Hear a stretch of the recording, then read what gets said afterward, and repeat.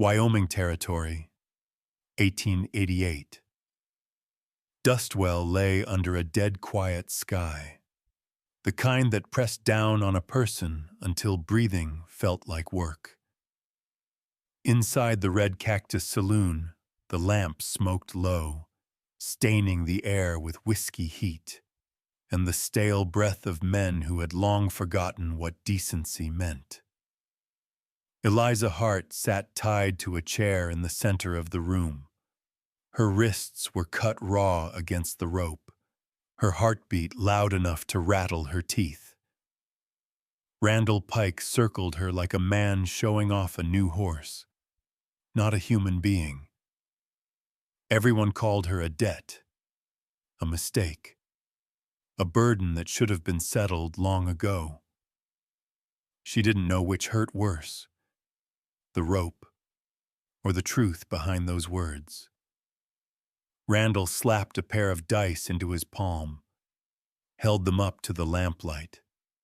The shadows carved across his face made him look half wolf. "Biggest wager of the night," he said. His grin stretched so wide the scar on his chin twisted. "One throw decides her future." Eliza tried to lift her head. You can't keep doing this to me." But the words barely left her mouth. Her voice had been traded away with everything else she owned. Laughter rose sharp and cruel. A heavy-booted man tugged her chin so she wouldn't look away. Another whistled low, like this was some show he'd paid to see. Deputy Cole stood by the door, coat unbuttoned, badge dusty. He watched for a moment, long enough to make her hope, then turned his gaze aside. That small betrayal stung, like a blade pressed to bone. She'd grown up believing the law meant something. Tonight proved it didn't mean a damn thing. Randall bent close, whiskey warm on his breath. "Just one throw, sweetheart. Pray it lands on your side." Her stomach twisted. She had prayed for years, prayed when her mother died, prayed when her uncle drank away her savings, prayed when the debt collector pulled her by the wrist. But heaven had stayed silent, and silence has teeth. The men stepped back. Randall rolled his shoulders, kissed the dice for show.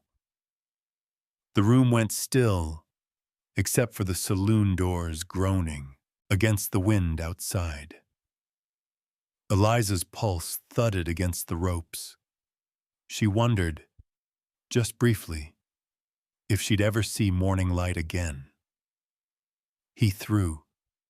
The dice spun bright under the lanterns, bounced once on the table, then skittered toward the edge. Every face leaned in. Eliza felt the air thin, felt that familiar dread climb up her spine. She shut her eyes.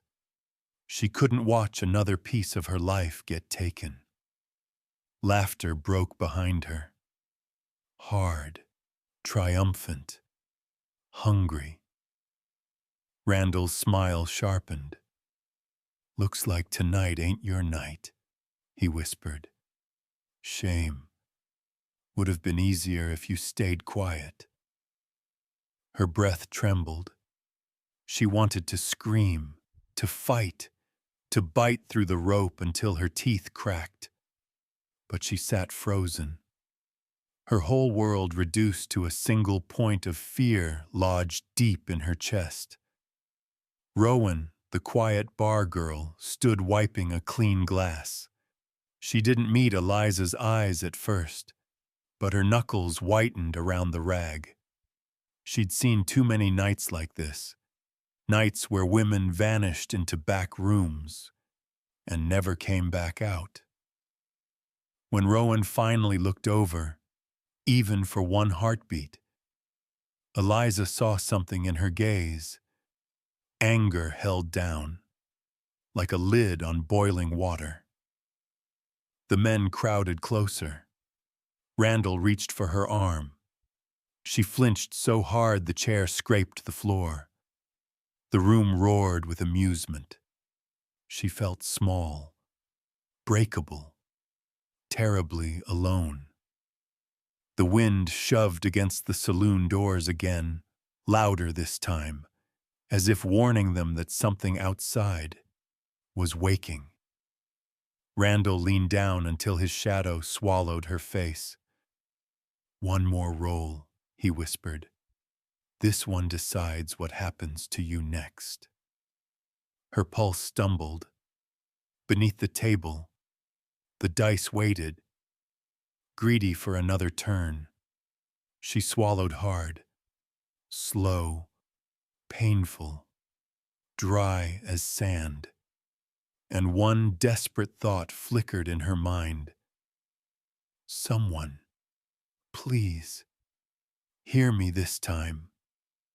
The doors groaned, boots thudded in the dark, and Randall's hand tightened on her shoulder, ready to claim what he believed was already his. The wind outside pushed against the red cactus saloon like a restless hand. It rattled the loose boards, blowing grit under the door. Inside, the heat clung low and sour, thick with tobacco ash and breath that had turned mean over the years. Eliza Hart tried to steady herself, but her pulse beat too fast, jerking against the ropes, as if her body were trying to escape without her. Randall Pike tossed the dice from one hand to the other, letting them click softly against his knuckles. That sound made her stomach turn. Men gathered close again, eager for the next throw. Their boots dragged patterns into the dust on the floor. Every one of them carried the same expression, a smirk waiting to happen. Eliza tried not to look at them. Each face was just another reminder that whatever light she once hoped for had been crowded out by smoke and hands that didn't know gentleness. Her wrists burned. Each breath scraped her throat dry. She kept still, afraid any movement would make the moment snap. Then she saw Rowan. The bar girl stood behind the counter, shoulders hunched like she was trying to fold herself into the wood. Her hair tied back in a loose knot, strands falling around her face. She cleaned the same empty glass again and again. But her eyes flicked toward Eliza, quick, uncertain, almost guilty. Eliza held that look for a heartbeat. It was the closest thing to human kindness she'd seen since being dragged in. Rowan dropped her gaze, but her hand trembled. A tiny, fragile crack of something. Sympathy, maybe, opened between them. The men didn't notice. They never did. Randall leaned down, his belt buckle glinting under the lamp. "Ready for another toss, sweetheart?" His fingers curled around the dice, with the confidence of a man who thought luck was something he owned. Eliza's throat tightened. "Please, don't," she whispered, barely breath. Alan laughed so loudly, she jumped. "No one's listening to you," he said. "You're the pot. Pots don't talk." The words landed like a slap.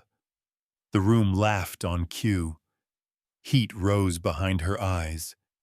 Anger, shame, fear, all tangled into one knot she couldn't unravel. She glanced at the door again, though she knew no one was coming. Dustwell wasn't the kind of town where people walked into danger for someone like her. Her uncle hadn't. The law wouldn't. Strangers didn't owe her a thing. Even then, Rowan's eyes kept drifting back. Each time they slipped away when someone looked her way. But the truth sat heavy in them. She knew this was wrong. Randall lifted the dice high, letting lamplight dance across their corners. "One more throw and she's mine for the night," he said, "and the next night, if I feel like it." The room erupted in hoots and cheers. A man slapped the table so hard his drink spilled. Another leaned back, shouting for Randall to show her who runs Dustwell. Eliza shut her eyes tight. She pictured the creek behind her mother's cabin, cool water running over her toes in summer, before her life had been traded away, inch by inch. She missed that girl, the one who believed men weren't born cruel, only troubled. A hand grabbed her jaw, forcing her to look straight ahead. "Eyes open," the man hissed. "You're gonna watch how your fate gets chosen." Humiliation swept through her like heat off a blacksmith's forge. She bit her tongue to keep from crying out. Her heartbeat pounded in her ears until it drowned the room entirely. Then, quietly, almost too soft to catch, Rowan spoke. "That's enough, Pike." Her voice wasn't strong, but it cut through the laughter like a thread snapping under strain. Randall turned, eyebrows raised. "What was that?" he asked. "You trying to grow a spine tonight?" Rowan swallowed. The glass trembled in her grip. She didn't say another word. She didn't have to. The tension in her shoulders told the story. She hated this as much as Eliza did. Randall rolled his neck. "Don't worry, darling. You're safe behind that bar. Always have been. Always will be. Long as you stay quiet." Rowan looked away, jaw clenched. Eliza's heart twisted. Even in her fear, she recognized that trap. Silence was the only thing keeping some women from breaking. Randall lifted the dice again, ready to throw. The air grew still. Rowan's knuckles turned white around the glass. A cry rose in Eliza's throat, one she couldn't stop. A burst of wind slammed the saloon doors, hard enough to make the lamps shudder. Dust swirled across the floorboards like a warning. Randall steadied himself and smirked. "Wind's restless tonight," he said. "Let's make it quick." He drew his arm back, and just as he began to release the dice, every man in the room turned toward the sound of heavy boots approaching from the dark, outside. Night settled deep over the Wyoming plains, turning the Boone Ranch into a silhouette of fences, weathered boards, and a single yellow window burning against the cold. Malachi Boone stood inside that light, staring down at the letter he should have opened the day it arrived. The envelope had softened at the edges, worn from sitting too long on his table. Micah had found it tucked under the gate latch that morning, dust still clinging to the corner. Malachi read it once, then again. Each line carved through him like the edge of an old, forgotten blade. "Mr. Boone, I wouldn't ask if I had anywhere left to turn. Please, I need help before it's too late. She had signed it, Eliza Hart, a name he only half remembered. He'd sewn buttons on her father's coat once, years ago, before debt started swallowing the town whole. She'd always been polite, soft-spoken, working harder than anyone to patch what little life she still owned. The last sentence of the letter trembled in his hands. I fear what he will do to me next. He didn't need a name. Dustwell only had a handful of men who traded in fear. Micah stepped into the doorway, hat in hand, too young for the shadows under his eyes. You okay, Mr. Boone? Malachi set the letter down. Should have read it sooner. Micah shifted uneasily. If it's trouble, sounds like she's in the kind you can't wait on. Malachi nodded, but didn't speak. Words had never come easy, not since the night the saloon swallowed his sister whole. He could still see Clara's smile under lamplight, still hear her laughter cut short by the scrape of a chair, a hand grabbing her wrist, a bet placed without her say. Clara had needed him too, and he hadn't come in time. He opened the small wooden box on the table. Inside, wrapped in faded blue cloth, lay a pair of ivory dice, smooth, heavy, stained in places time couldn't scrub clean. He hadn't touched them in years. Couldn't. Tonight. His fingers brushed the ivory with something like reverence or dread. The dice had been Clara's last gift to him, bought with tips she saved from the saloon, meant as a joke, a charm, a promise of luck. Luck never came. He closed the box gently, like it might burn him. Micah, he said quietly, saddle the bay. The boy blinked. You're heading into town at this hour?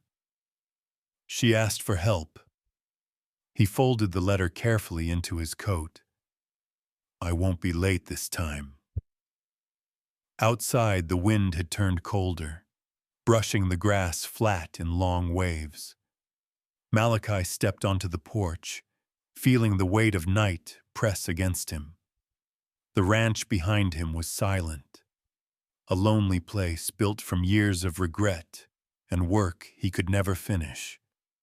Yet something stirred inside him, a pull toward Dustwell he hadn't felt since Clara died. Micah brought the horse around, reins trembling. It's dangerous down there at night, the boy warned. I know. You going alone? Malachi met his eyes.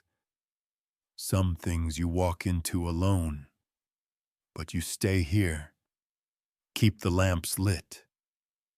Micah swallowed, then nodded.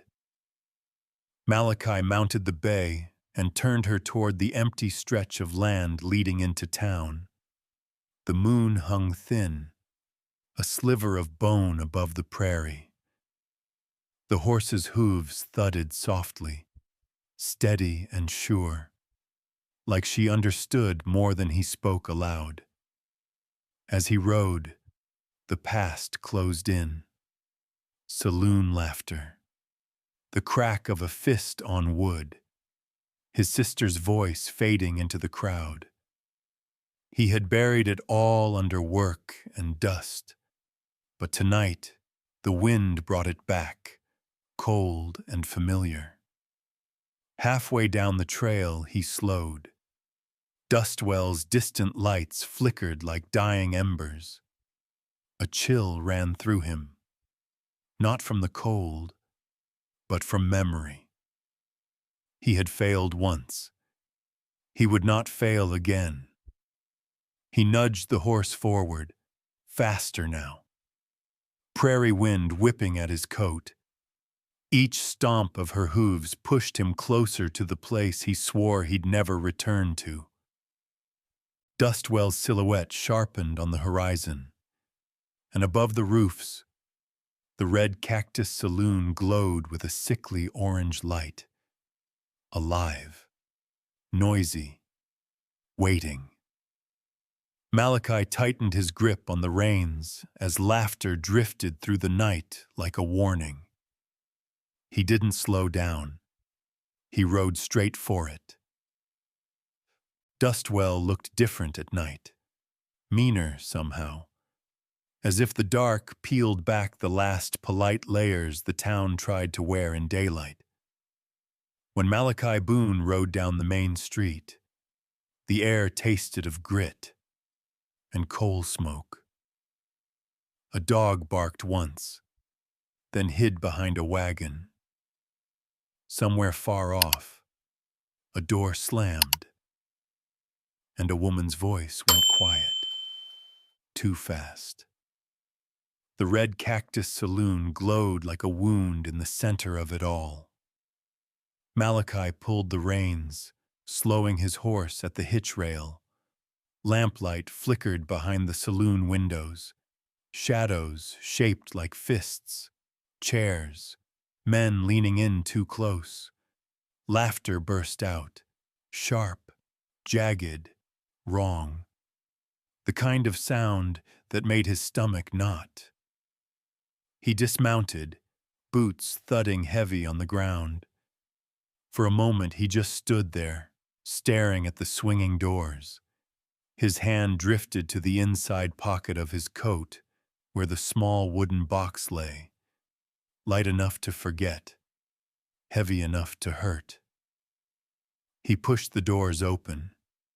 Heat hit him first, then smoke, then Eliza Hart, tied to a chair in the middle of the room, face bruised, eyes wide with terror and disbelief. She looked smaller than he remembered, like all the strength she had left was wrapped tight around her silence. Randall Pike turned toward him, grin stretching slow across his face. "Well, well, look what the dust blew in. Lonely Boone." The name scraped at old scars, but Malachi didn't flinch. His eyes stayed on Eliza. She blinked once, breath catching hard in her throat. She looked like someone trying not to hope. "Evenin', Pike," Malachi said quietly. "Evenin'," Randall laughed. "This ain't no church meetin'. We're busy decidin' the fate of a debt, unless you came to watch." A few men laughed. One shoved another, whispering about the rancher who lost his guts years ago. Malachi didn't react. Not to them. Not yet. He walked forward with a calm that looked almost careless, but wasn't. Every step deliberate, steady, like he was measuring the floorboards. The men parted just enough to let him through, though several kept their hands near their belts. "Let her go," Malachi said. Randall blinked slowly, amused. "You got a claim on her?"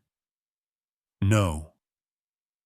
The word came out flat, simple. She asked for help. The laughter thinned, just a little. Only Rowan, not touching a glass now, watched with an unreadable look. Randall tilted his head. "Funny thing, Boone. Women in trouble ask a lot of men for help. Doesn't mean they get it." Malachi's jaw tightened. Slowly, he reached into his coat, not fast, not threatening, and pulled out the wooden box. He set it on the table between them. The lid clicked softly when he opened it. The ivory dice shone under the lamplight like old bones. That made Randall pause. "Well now," he said, "a man returns to the table after all these years. Didn't think you remembered how." His amusement sharpened. "Gonna buy her freedom with a trinket?" Malachi met his eyes. "With a throw." A hush fell so hard Eliza could hear her own heartbeat. Even the dust seemed to hang still in the air. "You're serious," Randall said. "Dead serious." Randall leaned back, laughter rolling out, loud, ugly. "You'd wager a woman's freedom? That's rich. Thought you burned your luck the night your sister—" The words stopped. Someone elbowed him under the table. Too late. Silence cut through the room, sharp as glass. Malachi's face didn't move, but something shifted around him. Something old, unspoken, dangerous. Rowan looked away, throat tight. Deputy Cole stiffened near the door, eyes flickering with regret. "Say her name again," Malachi said softly. Every man in the room felt the warning in it. Randall raised his hands. "Easy now. Just making conversation." Then he smiled, slow, poisonous. "A throw it is. If you want to gamble, I'll deal." Eliza's breath trembled. "Mr. Boone, don't," she whispered. But he didn't look at her. Not yet. Sometimes, the only way to protect someone was to stare down the darkness first. Randall slapped his own dice on the table. "We use mine." The room stirred with excitement. Men leaned forward. Someone whistled low. Another muttered, "He's dead either way." Malachi didn't blink. "No," he said. "We use mine." He set the ivory dice in the center of the table. Randall's smile faltered, only for a heartbeat. Then it came back meaner than before. "You got guts returning to luck, Boone." He picked up the dice, weighed them in his hand. "Let's see if luck even remembers you." The lamp above them flickered, throwing long shadows across the floor. Eliza shut her eyes. Not in surrender, but because she couldn't bear to see what came next. Malachi stood tall, quiet, unmoving. Randall lifted his arm. The dice glinted white, and the saloon held its breath. Nobody moved. Nobody breathed. Even the smoke hanging in the saloon seemed to pause mid-air as Randall Pike held the ivory dice up to the lamplight. Their pale edges glimmered, like teeth. Eliza watched them through a blur of exhaustion, her heartbeat thudding against the ropes until her fingers went numb. "Before we play," Randall said slowly, "I want to hear the ranchers say it out loud." He tapped one die against the other. Clack. "What's on the table, Boone?" Malachi didn't look at the dice, or the men, or even Randall. His eyes rested on Eliza, bruised, trembling, breath caught tight between fear and shame. "For her freedom," he said. "No debts, no claims." Murmurs rippled through the room. Rowan stiffened behind the bar. Deputy Cole lowered his head. ashamed of the man he'd been a moment before. "And if you lose?" Randall pressed. "My land," Malachi answered. He said it without hesitation, like he'd already weighed the cost and accepted it. Eliza shook her head weakly. "Don't," she whispered. "Please don't do this for me." But Malachi did not waver. He stood the way a man stands who's already walked through fire once and has nothing left to fear from the heat. Randall slapped the dice onto the table. "Now that's more like it." His grin widened, smug, certain. "A ranch for a girl. Fair trade, boys." A roar of agreement filled the saloon. Boots thumped, glasses slammed, the kind of cruel excitement you only see when people forget women are human. Eliza felt something inside her curl in on itself. Every cheer reminded her how easily she'd been reduced to a thing, a wager, a prize. Randall scooped up his own dice, shaking them with deliberate showmanship. "We use these." Malachi's voice cut through the noise, steady, calm, sharp enough to draw blood. "No, we use mine." He placed the ivory dice back in the center of the carton table. A few men snickered. "Still superstitious, Boone?" Malachi didn't answer. He simply folded his arms, waiting. He'd spent years avoiding these tables, avoiding the sound of dice rolling across wood.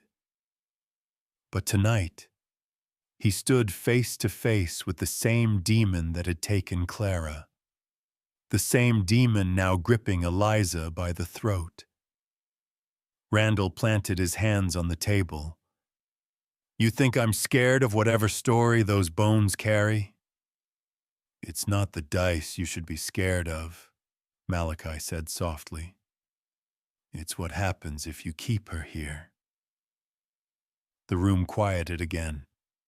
Randall hesitated only a heartbeat before shrugging. "Fine.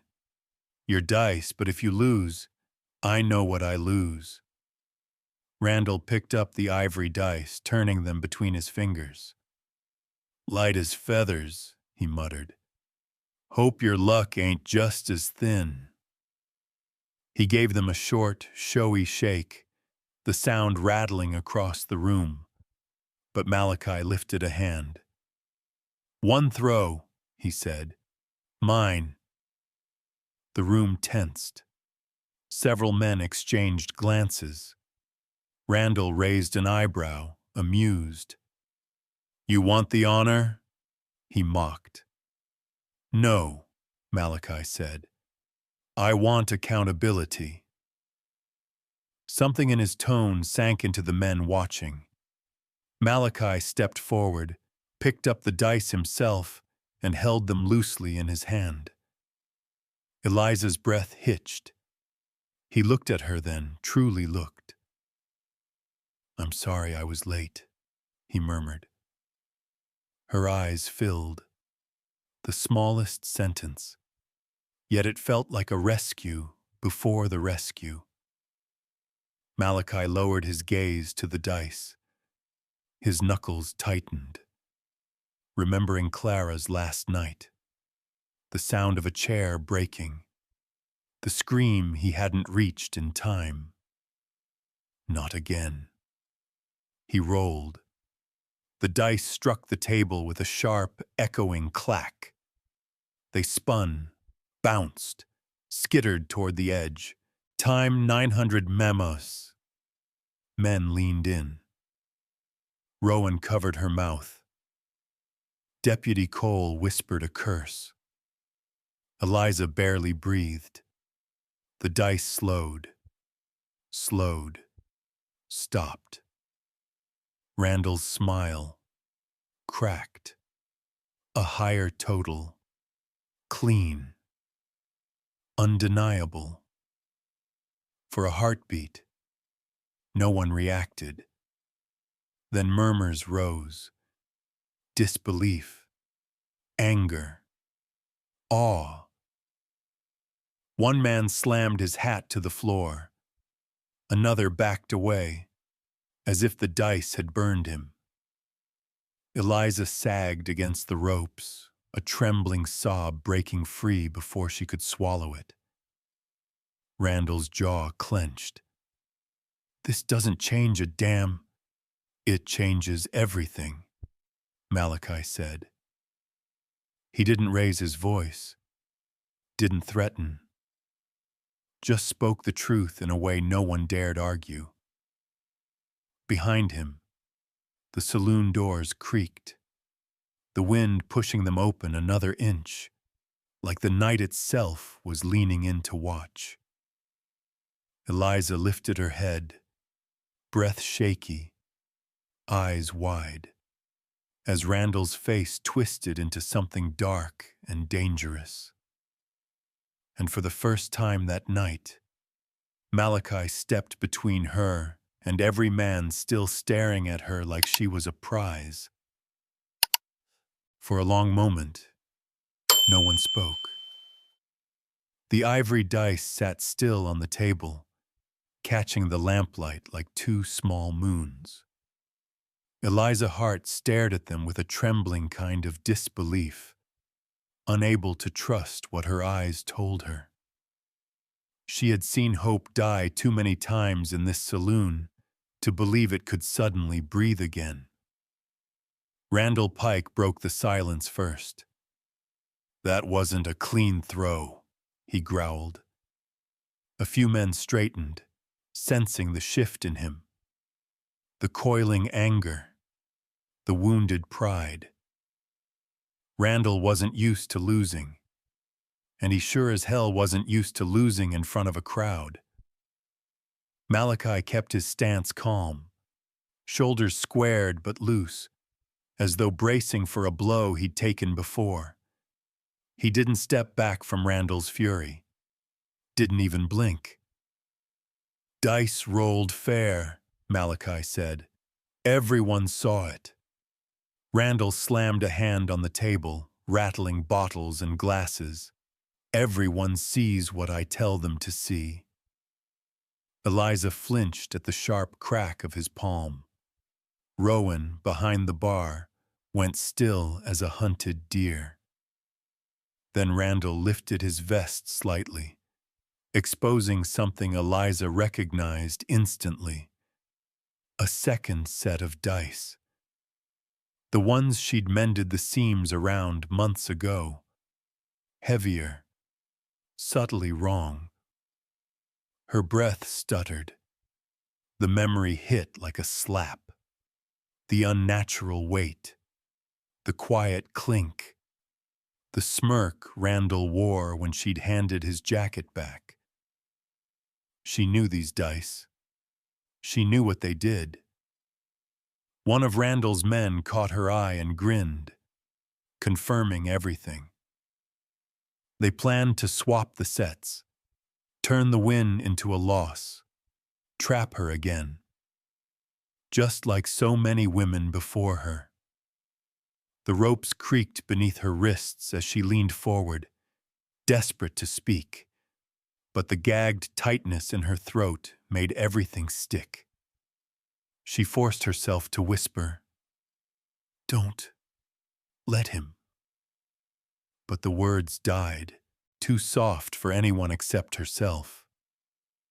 Randall reached into his vest. Eliza reacted before she could think. Jerking her chair so hard, a whiskey glass toppled from the nearest table and shattered across the floor. The sound snapped every head in the room toward her. Randall cursed, jerked his hand back. The moment, just half a heartbeat, was enough. Malachi's hand slid to the box on the table. "No swaps," he said. Randall lifted his chin, scowl deepening. "You accusing me of cheatin'? If the vest fits, Malachi replied quietly. Rowan's gaze flicked to the vest pocket. So did Deputy Cole's. Shame darkened his expression, realizing how many nights he'd ignored this exact game. Randall tried to laugh it off, but the sound cracked. You think I need weighted dice to beat a washed-up cowhand? You needed them tonight, Malachi said. The men around Randall shifted uneasily. Nobody liked the idea of being made a fool, and Randall's little trick would have made every one of them look complicit. He snarled, but hesitation flickered across his face. His fingers twitched near his vest, but didn't pull the rigged dice out. Malachi stepped closer. Not threatening, just unshakable. We use mine, he said again. Or you admit you were scared to lose. The insult landed softly, quietly, but struck harder than shouting ever could. Randall froze. Malachi had him cornered, not with fists, not with a gun, but with truth. He spat on the floor. Your dice, then. Relief swept through Eliza so fast her vision blurred. But fear didn't ease, because Randall wasn't the kind to lose gracefully. He was the kind to lash out at the nearest target. And tonight, that target was her. Deputy Cole stepped forward. Let's end this. A deal's a deal. Randall shot him a glare sharp enough to slice, but Cole didn't back down. Malachi picked up the ivory dice again. This time, he didn't roll. He held them. We already played, he said softly, and I won. The crowd murmured agreement. Randall's jaw worked, chewing on anger like a stone. His eyes moved from Malachi to the dice, to Eliza, tied, shaking. Something ugly flickered there, something that made even Malachi's steady calm shift, barely noticeable, but real. Eliza felt it too, and for the first time that night, fear spiraled upward again. Cold, immediate. Randall wasn't finished, not even close. His hand drifted toward the revolver at his side. Just a breath, just a twitch, and Malachi saw it. He stepped fully between Randall and Eliza, shoulders squared, ready for whatever the next heartbeat brought. The room tensed. Every man, every breath, every shadow. The lamplight flickered like a warning. And the moment before violence broke open, Randall whispered, "This ain't over, Boone." The air inside the Red Cactus Saloon had turned thick enough to choke on. Every man stood rigid, the floorboards creaking beneath shifting boots. Randall Pike hovered near his gun, fury simmering behind his eyes, while Malachi Boone held the ivory dice like they were something fragile, something sacred. "Back away from your holster," Malachi said, quiet as snowfall. It wasn't a threat, not even a command. Just a truth he expected Randall to honor. Randall's fingers twitched. Once. Then he forced his hand upward and smacked it against the table instead. The crack echoed like a misfired shot. "Fine," he snarled. "Roll 'em again, if you're so sure the world wants her saved." Malachi shook his head. I don't need another throw. His voice carried through the quiet like a slow-moving river. We already rolled. Some men nodded. Others shifted uneasily, but no one questioned it. Everyone had seen the winning total. Everyone knew Malachi had played fair, while Randall had not. Everyone except Randall. He sneered. You think one lucky toss buys redemption? You think salvation fits in the palm of a hand? Malachi didn't answer. Eliza watched him from her chair, breathing in shallow, uneven bursts. The ropes bit deeper into her skin every time she shifted, but she no longer hid the shaking in her chest. Something inside her had cracked, not the brittle kind that breaks people, but the kind that lets light in after too many years of dark. Randall snatched the dice from Malachi's hand so fast the crowd jolted. If you won't throw, I will. No, Eliza whispered. But the dice were already in motion, spinning through the air, glinting under smoky lamplight. They struck the table, bounced, rolled in a slow, lazy circle that made the silence unbearable. Every eye followed them. Randall leaned in. Eliza held her breath, hard enough it hurt. The dice slowed, stopped. The total was lower, clear as daylight, undeniable. A few men exhaled sharply. Someone muttered, "Damn." Rowan pressed her hands together, lips trembling in silent prayer. Randall froze. He looked at the dice like they'd betrayed him, looked at the men, looked at Eliza, and finally, looked at Malachi. Malachi held his gaze, steady, unmovable. Randall's face twisted. No, that ain't how this ends. Deputy Cole stepped forward, for the first time with real backbone. It is tonight. Randall scoffed, but there was fear there now, a flicker buried under hate. He shoved back from the table. She's still mine by debt. No, Malachi said. Debt doesn't give you a human being. A murmur rippled through the room. Soft, uncertain, but enough to isolate Randall in his own anger. Eliza's throat tightened.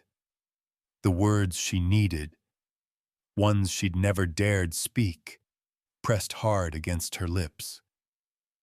When she finally spoke, they came out hoarse, sharp enough to cut. Please, don't let him touch me again. Her plea washed across the saloon. It silenced even the men who fed on violence. Rowan's eyes filled. Deputy Cole straightened, as if he finally understood the weight of his badge. Malachi's expression didn't change, but something inside him settled. A choice long delayed finally made. He stepped closer to Eliza, positioning himself directly between her and Randall. Tonight, Malachi said, she walks out of here free. Randall's jaw clenched. His hand jerked toward his holster, faster than thought. Rage overtaking reason. But Malachi was faster. His revolver cleared leather. With a swift, controlled snap, the barrel aimed square at Randall's heart. The room gasped. "No more chances," Malachi said. The cold certainty in his voice made even Randall pause. He looked for support. None came. Not even from his own men. Rowan spoke, voice shaking but firm. "Let him take her." Randall's shoulders sagged under a weight he wasn't strong enough to carry. He lowered his hand slowly, breathing like a man swallowing fire. "This ain't the end," he hissed. Malachi didn't blink. "For you, maybe. For her, it is." The tension snapped, leaving only pounding hearts and the groan of the saloon doors as another gust of wind tried to force its way in. Eliza closed her eyes. Relief flooded her so fast her body couldn't hold it. A sob cracked free, raw and unguarded. Malachi holstered his gun with calm hands, then moved toward her. Not to claim, not to command, but to free. Behind him, Randall stared at the dice still sitting in the lamplight. Two small symbols of a fate he could no longer twist. The room stayed painfully quiet after Malachi holstered his gun. The tension didn't disappear. It simply shifted, turning colder, sharper, like the edge of a blade waiting for the next misstep. Eliza Hart watched through watery vision as Malachi moved behind her chair. His fingers brushed the ropes, steady, unhurried. "You're safe now," he murmured. It wasn't a promise. It wasn't a claim. It was a truth he intended to make real. The rope loosened, falling from her wrists like a dead thing. Pain surged back into her limbs, blood rushing, nerves stinging awake. But freedom felt heavier than the bindings had. She nearly collapsed forward. Malachi caught her, gentle, careful. His hands didn't grip. They steadied, giving her enough strength to stand on her own. Behind them, Randall Pike let out a low, furious breath. "Don't start celebrating," he spat. "She still owes me. Debts don't vanish 'cause some washed-up rancher says so." Eliza flinched. Even freed, Randall's voice could still reach inside her and twist something tight. Malachi turned to face him fully. "You lost the wager. You lost the right to claim anything." But Randall was already reaching for something more dangerous than a gun. He pulled out a battered ledger, a thick book with worn corners and ink-stained spine. The debt book. For years, it had destroyed lives in Dustwell. Randall slapped it onto the table. "In here," he growled, "is every coin she owes. Signed, stamped, witnessed." Men leaned in.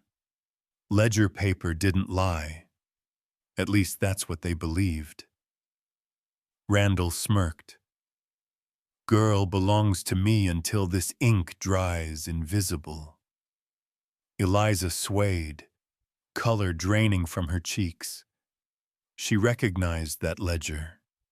She remembered every payment she'd scraped together, and every line Randall rewrote when he thought no one saw. Her lips parted, but no sound came out. Malachi's jaw tightened. "Let me see that." "You have no right," Randall began, but someone else moved first. A soft thud. Another ledger landed beside Randall's. Every head turned. Rowan stood near the bar, hands trembling, eyes steady, holding a second book. "That's the real one," she said. Randall paled, swagger cracking. "You little—" Rowan didn't step back. She clutched the ledger to her chest like a shield. "I keep 2 copies," she said. "I always have. Dustwell knows what you are, Randall. I got tired of watching women pay for your lies." A murmur rose, shocked, angry, awakening. Deputy Cole stepped forward, face burning with shame. He lifted Rowan's ledger carefully, reverently, flipping through the pages. His eyes widened. "Eliza paid her debt," he said, voice firm for the first time. "Months ago." He held up Randall's ledger. "This one's tampered with." Eliza's knees buckled. Malachi steadied her, his touch firm, grounding. Randall lunged. "You think anyone's gonna believe a bar girl over me?" But it was too late. Men stepped away from him, loyalty souring like milk left in the sun. Cole grabbed Randall's arm. "I should have seen this sooner," he muttered. "Should have stopped this a long time ago." Randall ripped free, humiliation burning hot. "You can't do nothing to me, not without a judge." Rowan swallowed hard. "Then we wait for morning." Malachi's voice was quiet, but iron strong. "Until then, she's not under your hand or your roof." Randall's face twisted. He pointed at Eliza, trembling now with pure spite. "You think you're free?" he hissed. "Dustwell ain't done with you." The words hung heavy, but for the first time that night, Eliza didn't feel alone under them. Malachi stepped closer, placing himself between her and Randall, with the quiet certainty of a man who would never let her face another moment like this without choice. The saloon doors groaned as another cold gust blew in. Dust curled around Eliza's feet, a whisper urging her to move. She met Malachi's eyes, and for the first time, something steadier than fear stirred inside her. Randall spat on the floor and backed into the shadows. "This town'll remember," he muttered. "So will she," Malachi replied. And that, somehow, felt like the beginning of something that might one day become hope. Outside the Red Cactus Saloon, the night air hit Eliza's heart like cold water. After hours trapped beneath smoke, fists, and men's laughter, the open wind tasted almost unreal. She braced a hand against the railing, legs shaking beneath her, unable to trust they were truly hers again. Behind her, the saloon door banged as Malachi Boone stepped out. The lantern from inside cast a long, tired shadow across the dirt. He didn't touch her, not her arm, not her shoulder. He simply stood close enough that she wouldn't fall. "You all right?" he asked quietly. Eliza let out a breath she didn't know she'd been holding. I don't know." The truth felt strange on her tongue. She'd spent years pretending things were fine, swallowing fear until it turned into habit. Tonight had cracked something open. "You're safe now," Malachi said again. She shook her head, staring at the empty street. "I've heard that before." Her voice broke on the last word. Malachi didn't flinch. "Then I won't say it again unless it's true." That made her look at him, really look. His eyes held the same tired pain she felt in her own bones. Not pity, not heroics. Just a man with old scars that made him gentle in places life had been cruel. Her throat tightened. Where do I go now? That question had haunted her for months, maybe years. She wrapped her arms around herself as the night wind reached under her torn dress. "I don't have anywhere left." "You do," Malachi said softly. She blinked at him. "Where?" "My ranch," he answered. Quiet, steady. "Only for a few nights, long enough to rest, long enough to decide what you truly want." Eliza stiffened, memories clawing up her spine. Too many men had offered her a place to stay. Too many hands had reached for her under the guise of help. I'm not someone to be taken in," she whispered, shame creeping into her voice. Malachi's brow creased, not with offense, but with understanding. "I'm not taking you in," he said. "I'm offering you shelter. There's a difference." He looked toward the dark road leading out of town. "The trail is cold tonight. Wolves run close to the ridge, and you've been hurt enough for one lifetime." Her hands trembled harder. "I won't ask anything of you," he continued. "Not a debt, not a promise, not a place in my life you don't want." Eliza's eyes stung. Nobody had talked to her like that, not since before her mother died. Still, fear coiled inside her.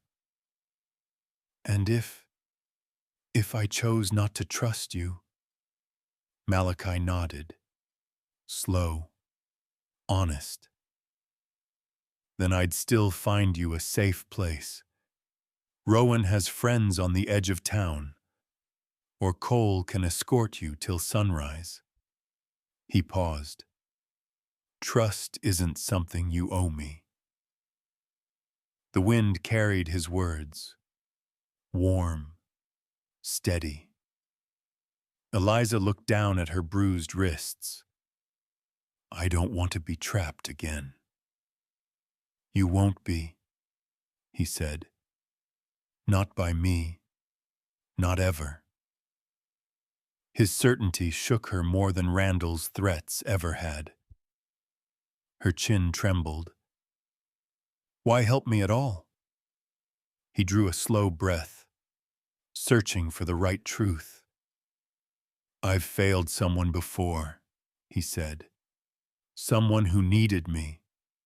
I don't intend to fail again." Eliza felt the world tilt. Just a little. The pain in his eyes wasn't loud, but it was real. The kind of wound time doesn't apologize for. She swayed, and he reached out, offering not his palm, but the back of his hand, letting her choose. After a trembling moment, she let her fingers brush his. Warmth. Human. Real. She steadied herself, All right, she whispered. Just for tonight. Malachi nodded once, expecting nothing more. Together, they stepped off the porch. The dirt road stretched ahead, quiet, dark. But for the first time in too long, Eliza didn't walk it alone. Behind them, a figure lurked in the saloon doorway. Randall Pike, half shrouded in shadow. His eyes burned with a hate that didn't cool overnight. Eliza sensed him watching. She looked up at Malachi, voice trembling. Will he follow us? Malachi didn't answer at first. Then, with a calm that cut through the cold night, he said, he'd have to get through me. And the way he said it made something inside her unclench. Slowly, painfully, but undeniably. The Boone Ranch sat alone on a low rise of land, its windows glowing faintly, like a lantern left out for travelers who'd lost their way. Eliza Hart had seen ranches before, but none carried the strange weight this one did. Quiet, steady, warm in places the wind couldn't touch. By the time Malachi helped her down from the horse, dawn was brushing the sky with a faint, broken blue. She wobbled when her boots hit the dirt, legs weak from hours of fear and adrenaline. Easy, Malachi murmured. He didn't hold her long, just enough to keep her upright. Enough to show he meant what he'd promised. Micah stepped outside, rubbing sleep from his eyes. When he saw Eliza, torn dress, bruised wrists, a face swollen with exhaustion, his expression softened into something raw and protective. Ma'am, he whispered, stepping aside without question, not staring, not judging. Eliza wasn't used to that. Inside, the house smelled of cedar wood and black coffee. A small fire crackled in the stove. The place wasn't grand, just a cabin built by hands that worked more than they rested. But it was clean, lived in, safe. Malachi guided her to the chair nearest the hearth.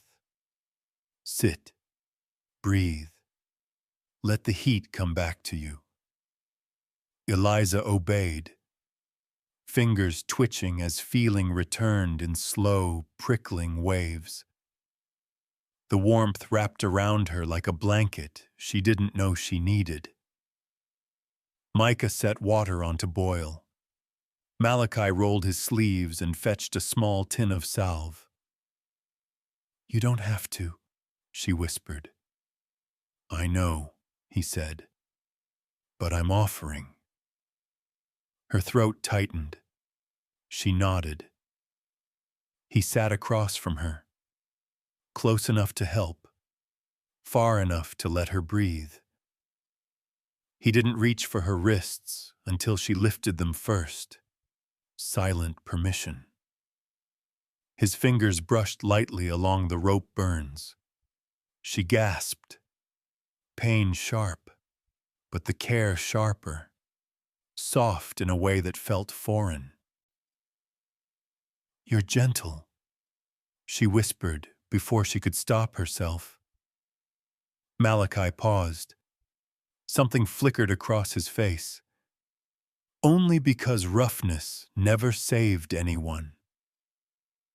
The sentence settled inside her like a stone dropped into deep water. He applied the salve in slow strokes, steady. Scarred hands carrying the stories of years spent fighting storms and loss. not the hands of a man who took what wasn't offered. Micah handed her warm water. "Drink," he said. "It'll help the shaking." She hadn't noticed she was trembling until then. Her fingers rattled against the cup. Malachi steadied the rim. "You're safe to fall apart," he murmured. For some reason, hearing that hurt more than anything. "I can't," she whispered. "If I fall apart, I may not come back together." Malachi nodded. Slow, patient. "Then fall apart in pieces, as many as you need. We'll wait." No one had ever said that to her, not once in her entire life. Tears slipped free, soft, silent, falling onto her dress like dark rain. Micah looked away to give her space, but Malachi didn't move. After a long while, she wiped her cheeks. "My mother used to say strength came from holding on," she whispered. "But she died holding on to things that hurt her." Malachi leaned back, eyes softening. "Sometimes strength is knowing when to let go." She looked up, meeting his gaze. His eyes carried the same shadows she carried in her own bones. "What did you lose?" she asked softly. He didn't answer right away. The stove crackled. The wind brushed the glass. Finally, "My sister," he said. "Clara." The name settled heavy between them. She worked in Dustwell, tried to save money, tried to leave. His voice tightened. "I was late, answering her letter. And when I got there, she was gone." "I'm sorry," Eliza whispered. "You don't owe me sorrow," he said gently. "You didn't take her from me." "No," she breathed. "But I know what it feels like to lose everything you depended on." He studied her face, though. "What did you lose, Eliza?" "My mother," she said. "Then my home. Then my name, I think. Randall called me Debt so many times, I started believing that's all I was." Malachi's jaw clenched. Not at her, but for her. "You're not a debt," he said. "Not to anyone. Not anymore." She searched his face, looking for the lie, but there wasn't one. "You sew?" he asked. "Yes," she whispered. "Better than anything else I do." "Then that's who you are," Malachi said. "Not what Pike called you." A fragile warmth flickered in her chest. Micah brought bread and honey. "Eat if you can," he said. "Only a fool fights the world on an empty stomach." She managed a weak smile. No one watched her like they owned the right to. After she'd eaten, Malachi motioned toward the window. "Come," he said. She followed him outside. Morning sun spilled across the plains, warm, golden, gentle. "That ridge there," he said, "is where Clara liked to sit. She said it made her feel like she belonged to the land, not to Dustwell." "She sounded strong," Eliza whispered. "She was," Malachi said. "But strength doesn't stop cruelty." No, Eliza breathed. It doesn't. Malachi exhaled slowly. But kindness might. Eliza's throat tightened. The land felt wide enough to hold both their grief, and wide enough to let them start again. After a long, quiet moment, she stepped closer. Not touching, just near. Thank you, she whispered. For what? For seeing me, not as a debt, not as a burden, just as a person. Malachi looked at her for a long moment. You are a person worth saving, he said, and worth choosing your own life. For the first time since her mother's death, she believed someone meant it. Behind them, the cabin door creaked. Micah stepped out, scanning the horizon. Something stirring in Dustwell, he called. Riders moving early. Eliza's stomach dropped. Malachi squared his shoulders. Pike won't get near you, not here. But fear curled cold under her ribs. Malachi, she whispered. What if he doesn't come alone? Malachi met her gaze with quiet certainty. Then he'll find out. I don't stand alone either. Dustwell never woke gently. By the time Malachi Boone, Eliza Hart, and Micah reached town, the sun was barely a thin strip of gold along the edge of the world. Yet half the townsfolk were already gathered near the small courthouse. Word traveled fast in places like this, especially when a man like Randall Pike was at the center of the storm. He waited on the porch, flanked by two of his men, a dark bruise blooming under his left eye. But his grin was sharp enough to make Eliza's stomach twist. Thought you'd run, Randall called out. Cowards tend to do that.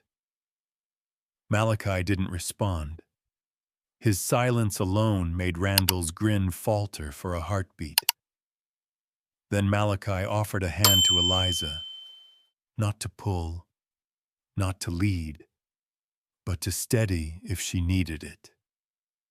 She hesitated, then rested her fingers lightly on his. It was enough.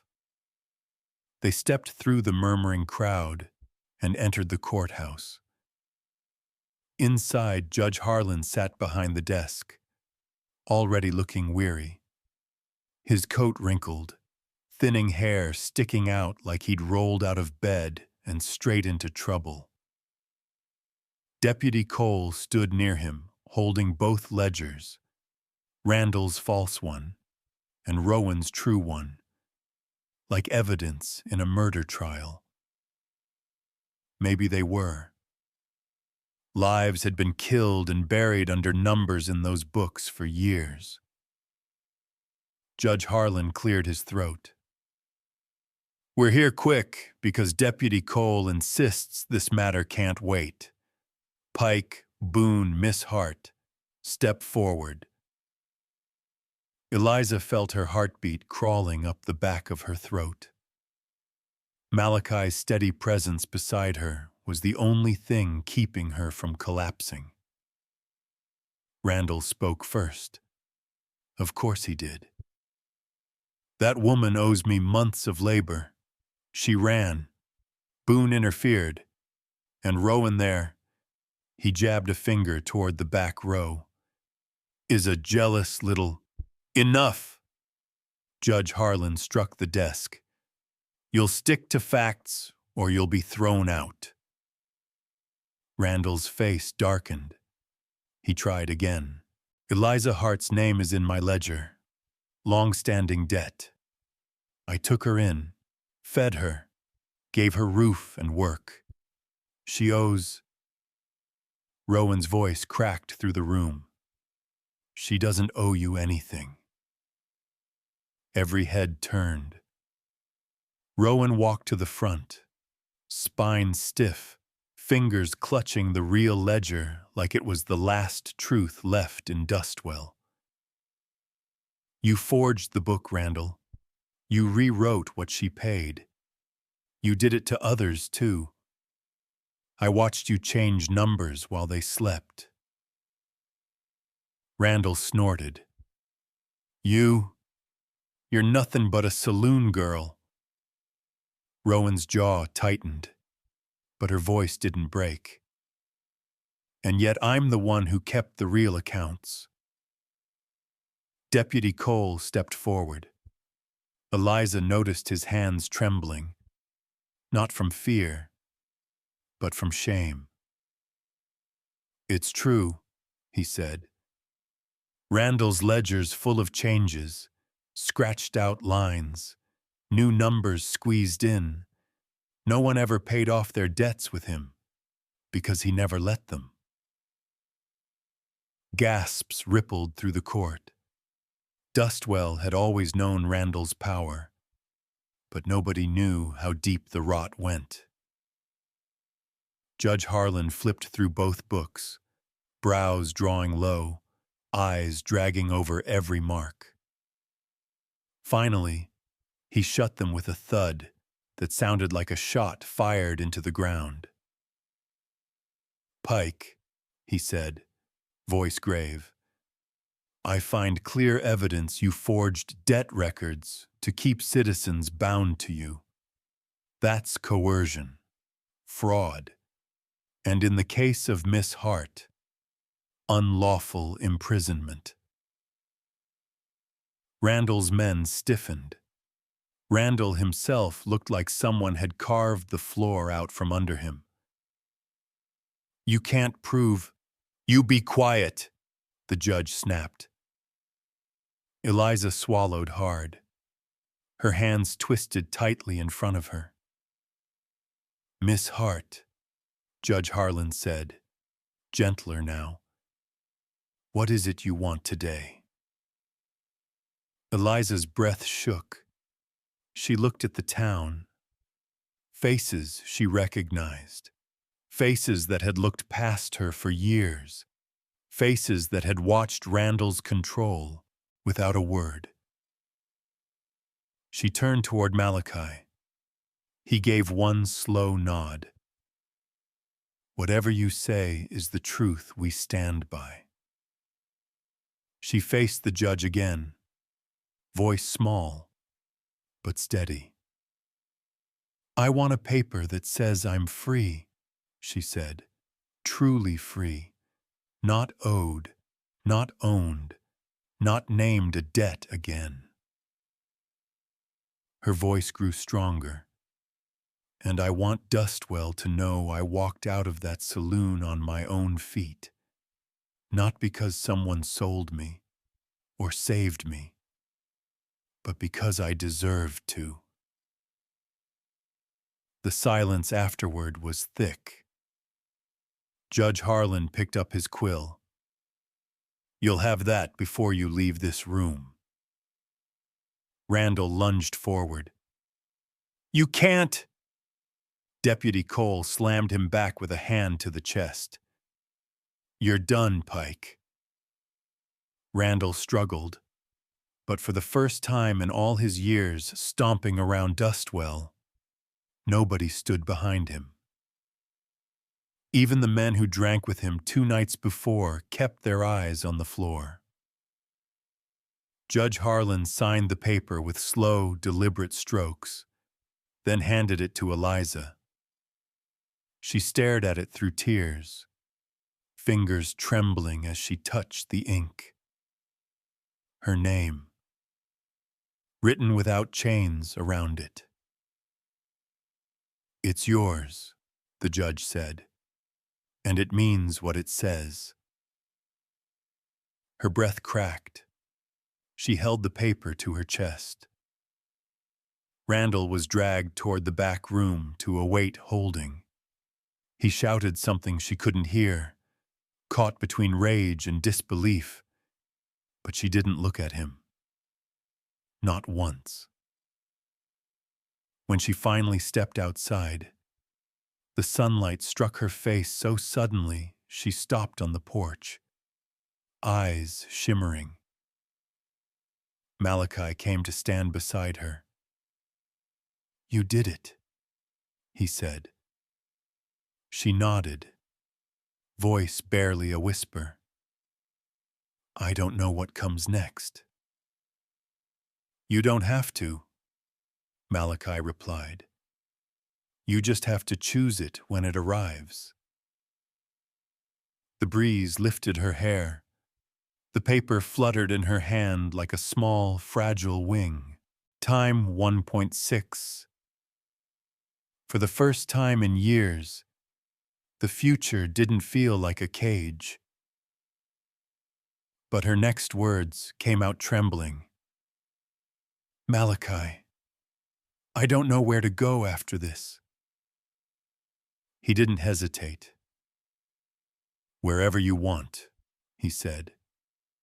"And if you choose my ranch, then I'll make sure it's a place you chose freely." Behind them, the crowd slowly scattered.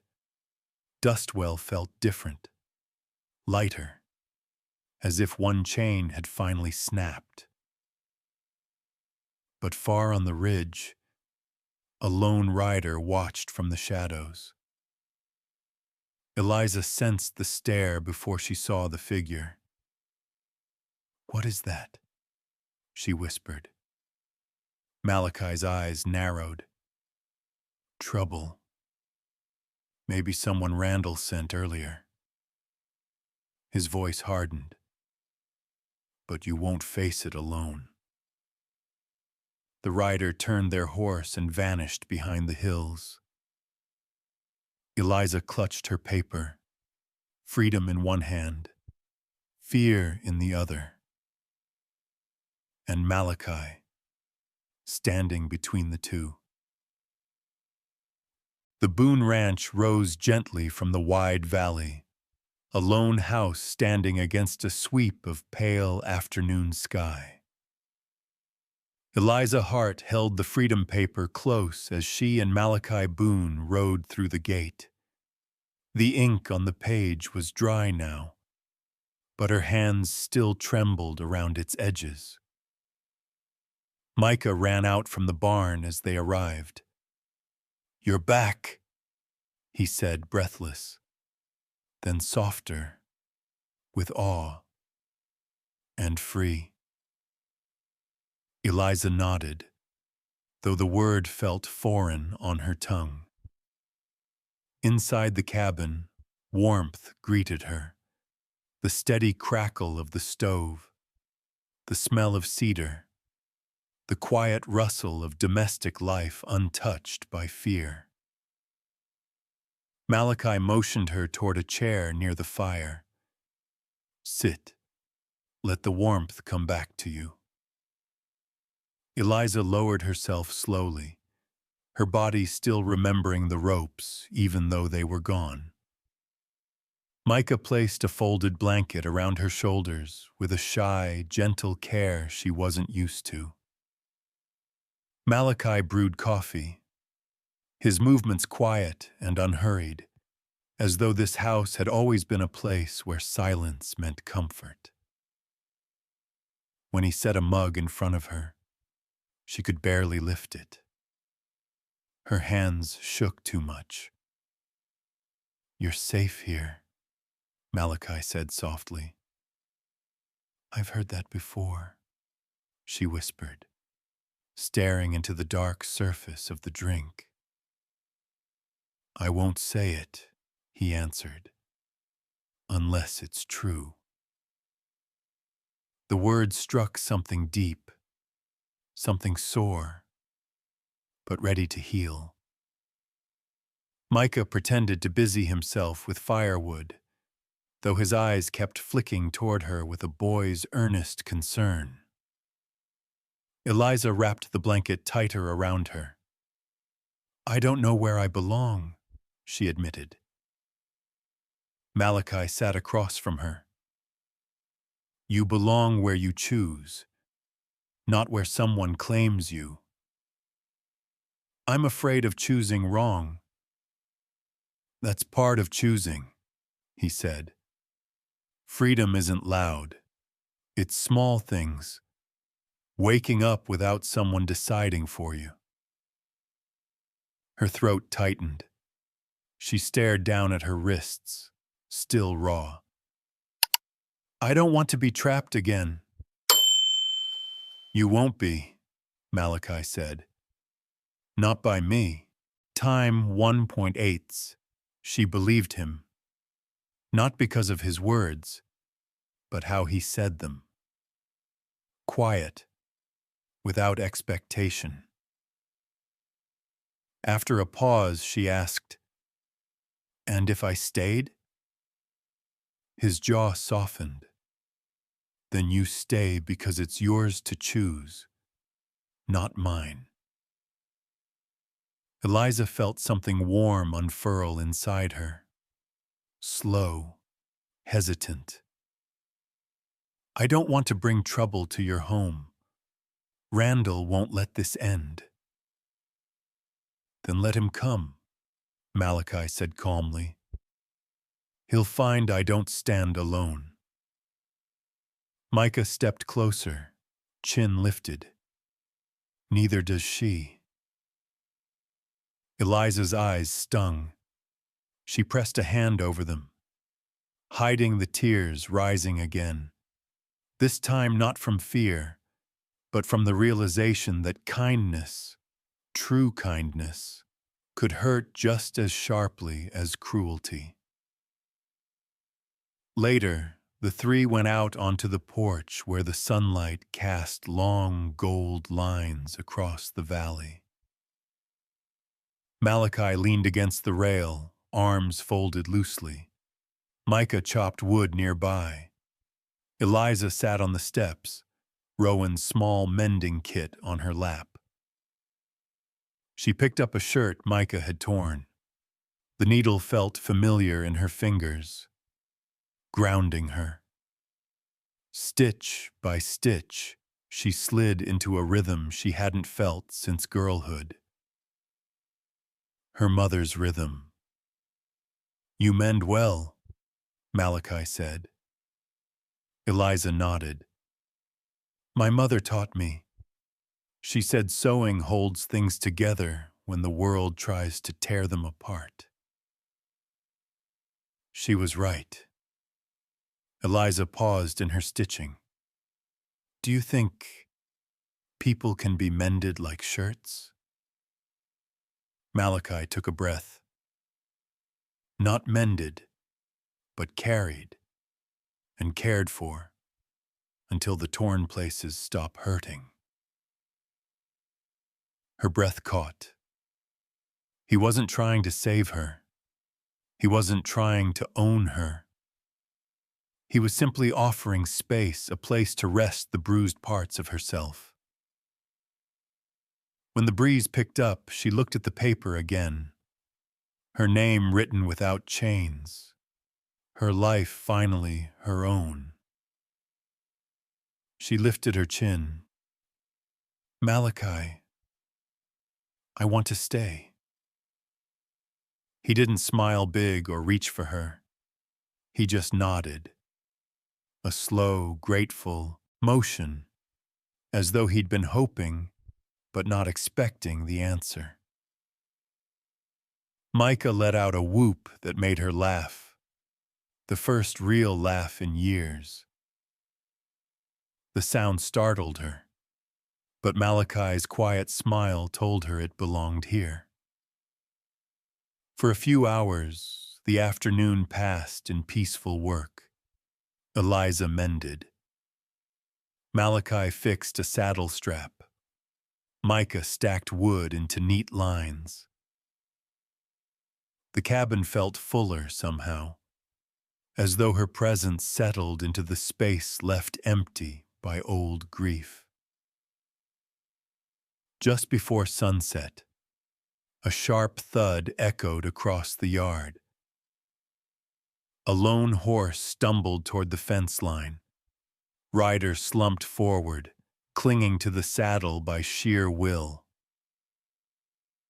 Malachi dropped the strap in his hands and sprinted toward the gate. Eliza followed, heart hammering. The rider was a woman, dust-covered, bruised, barely conscious. Her lips moved around a single, desperate whisper. "Please, help me." Her body slid sideways. Malachi caught her before she collapsed. Eliza knelt beside them, her hands steady now out of instinct, recognizing the look of someone who'd run from the same kind of darkness she once lived in. Malachi glanced at Eliza. She needs shelter. Eliza touched the woman's cold cheek. Bring her inside, quickly. The decision rose from her chest without hesitation, without fear. Because now she understood. Healing isn't something you wait for. It's something you give back. As Malachi lifted the woman, Eliza opened the cabin door wide, holding it there with a certainty she'd never known before. She had chosen this place, chosen this life, chosen to stay, not from fear, not from debt, but from a growing, quiet love. And now someone else had arrived at the edge of the same darkness she once escaped. She would help pull her out, just as Malachi had done for her. In the quiet glow of this Western tale, we're reminded that courage often begins with a trembling heart and grows through the kindness of strangers who become family. If this story touched you, I'd truly love to hear your thoughts, your memories, your reflections, your favorite moments. Please leave a comment below. Share this video with someone who loves a good frontier story. And if you haven't yet, like and subscribe. Thank you for riding with us today.